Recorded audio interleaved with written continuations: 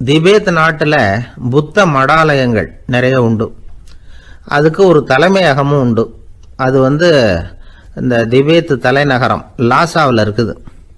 ரொம்ப காலத்துக்கு அப்பால் அதை பற்றிலாம் நிறைய விவரங்கள் எழுதி வச்சிருக்கிறாங்க. அது இப்போவும் நமக்கு கிடைக்குது. அதாவது ரொம்ப தூரத்துக்கு அந்தாண்ட மலைகளுக்கு நடுவில் ஒரு கிளை மடாலயம். அந்த மடத்தின் தலைவருக்கு வயசாயிட்டு தான். அதனால் தலைமை பொறுப்பை வேற ஒருத்தர்கிட்ட ஒப்படைக்கலாம் அப்படின்னு முடிவு பண்ணாராம். உடனே ஒரு லாமாவை கூப்பிட்டார்.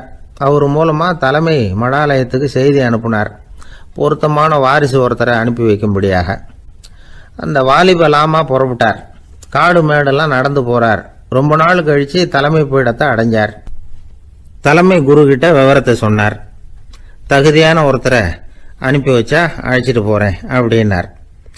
சரி, நாளைக்கு காலையில் நீங்கள் அவங்க எல்லாரையும் அழைச்சிட்டு போகலாம்னார் அவர். அவங்க எல்லாரையுமா? அங்கே தேவைப்படுறது ஒருத்தர் தானே அப்படின்னார் இவர். ஆமான்னார். அப்புறம் ஏன் எல்லாரையும் அழைச்சிட்டு போக சொல்கிறீங்கன்னார்.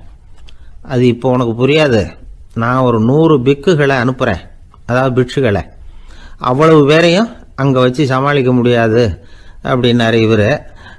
இருந்தாலும் இப்போ அந்த தலைமை குரு என்ன சொன்னார்னா, அதை பற்றி கவலைப்படாத,